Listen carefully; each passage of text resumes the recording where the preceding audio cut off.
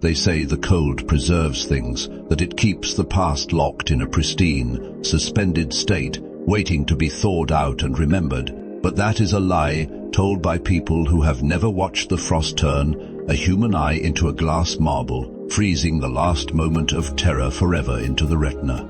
The cold does not preserve. It erases, it bleaches the color from the world until everything, history, hope, blood is just a shade of gray against the white. And in this frozen hellscape, love is not a fire that keeps you warm, but a heavy, jagged stone you carry in your chest. A weight that drags you down, making every step through the drifts a negotiation with death.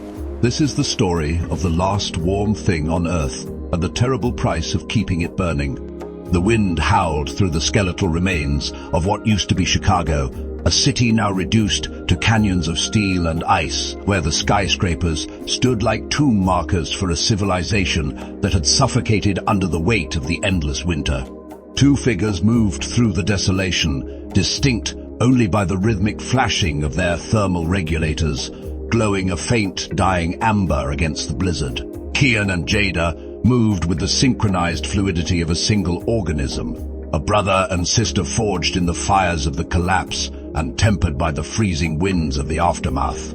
Kian took the point, his massive frame breaking the wind shear, a shield of flesh and Kevlar, while Jada moved in his wake, the lethal edge, her eyes scanning the whiteout for the shifting shadows that betrayed the location of scavengers, or, worse, the frost walkers. They were not out here for salvage or territory. They were on a retrieval mission, a final Hail Mary from the remnants of command to secure a man named Dr. Darren, a geneticist who had broadcast a signal on a dead frequency claiming to have isolated the antigen for the red rust, the airborne pathogen that had decimated the immune systems of the survivors and left them vulnerable to the cold. They moved into the underbelly of the city, descending into the subway tunnels where the air was still but heavy with the smell of ozone and decay, the silence pressing against their ears like water. The dynamic between them was unspoken, but absolute. Kian was the anchor, the one who remembered their mother's face and the taste of real strawberries, while Jada was the engine, the one who had forgotten everything except how to keep Kian alive. They communicated in hand signals and subtle shifts in posture, a language of survival that required no breath. As they navigated the labyrinth of frozen tracks, the temperature began to plummet further, a sign that the atmospheric stabilizers were failing, and the absolute zero event the meteorologists had predicted was hours, perhaps minutes away. They found the entrance to Darren's lab behind a reinforced blast door in an old maintenance hub, the steel covered in a layer of frost, so thick it looked like moss. Breaching the door required their last thermal charge, a hiss of superheated magnesium that cut through the locking mechanism and allowed them to spill into the sanctuary of the lab. The contrast was physically painful. The air inside was scrubbed and heated, smelling of antiseptic and stale coffee, a scent so domestic it made Jada nauseous. Dr. Darren was not the savior they had pictured. He was a frantic, skeletal man, his eyes manic and rimmed with red, surrounded by banks of servers that hummed with the desperate processing power of a dying world. He didn't even ask who they were. He simply pointed to the containment unit in the center of the room, a glass cylinder swirling with a crimson mist, the supposed salvation of the human race.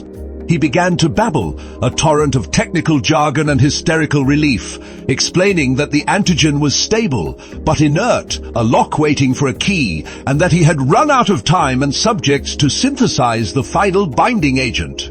The siblings stripped off their heavy gear, the sudden vulnerability of their skin, feeling alien in the sterile light, and Jada watched Kian with a fierce, protective pride as he drank water from a clean cup, his hands shaking not from cold, but from the adrenaline crash.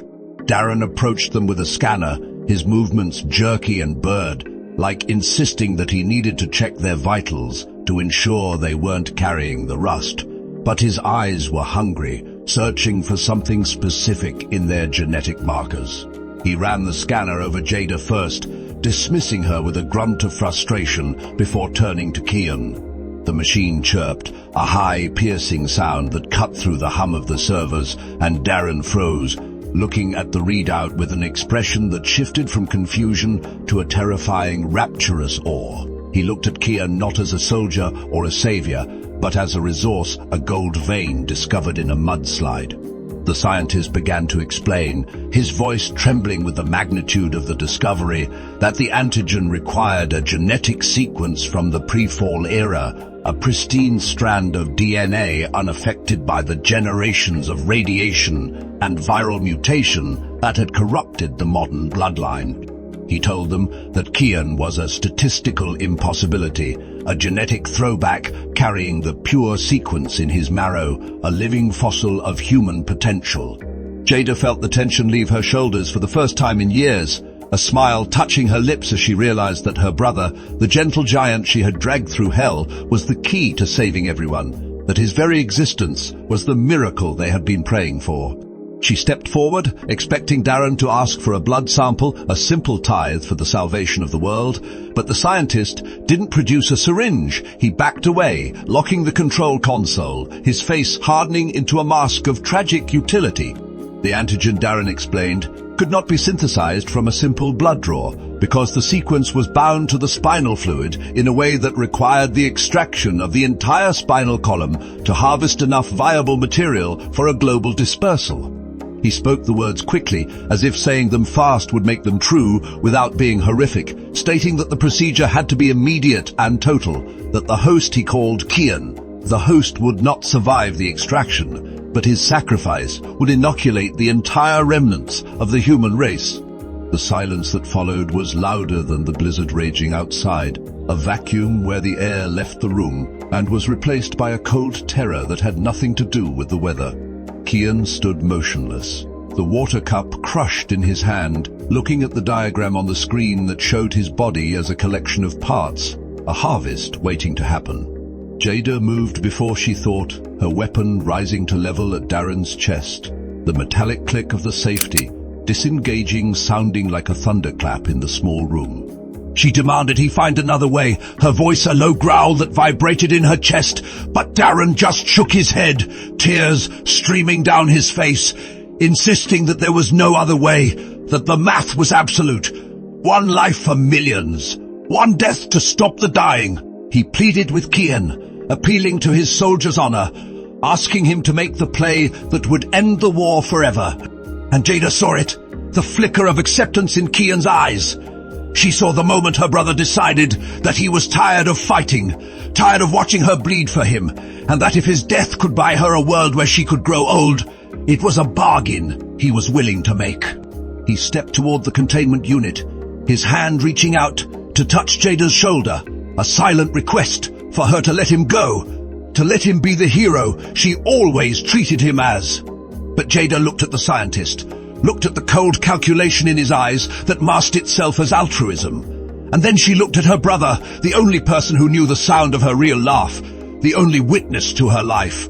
She realized then that humanity was an abstract concept, a faceless sea of strangers who had let the world burn, while Kian was the reality, the tangible, breathing definition of her soul. To save the world by butchering her brother would be to save a world not worth living in, to construct a future on a foundation of betrayal, so deep it would rot the earth beneath it. The twisting knife of the dilemma was not between one and many, it was between love and survival, and Jada had always been a creature of love, even when it looked like violence. She didn't scream and she didn't debate. The decision happened in the space between heartbeats. Darren reached for the activation switch that would prep the surgical suite, believing that logic would prevail, that the sheer weight of the utilitarian argument would crush Jada's resistance. He was wrong. Jada fired, not a warning shot, but a single, definitive round that took Darren in the center of his chest, blowing him back into the banks of servers that held the data for the cure. Sparks showered down like fireworks, and the hum of the machines died with a groan. The red mist of the antigen settling into inert sludge at the bottom of the tank. Kian shouted her name, a sound of horror and disbelief rushing to check the scientist, but it was over. The cure was gone. The hope was dead. Jada stood there, the smoking weapon at her side, her face a mask of stone as the alarms began to blare, signaling the critical failure of the facility's heating systems. The cold began to creep back in, reclaiming the space, frost spiderwebbing across the glass of the containment unit. Kian looked at her, his eyes searching for madness, and finding only a terrifying clarity, asking her what she had done, asking her how she could doom the entire species for the sake of one man. Jada walked over to him, holstering her weapon, and placed her hands on his face, feeling the warmth of his skin, the pulse in his neck, the life she had just purchased with the death of the world. She looked him in the eye and told him that she didn't save him because he was special, or because he was good, or because he deserved it more than the millions who would now freeze. She saved him because he was hers, and in a world that had taken everything else, she refused to let it take the last piece of her heart.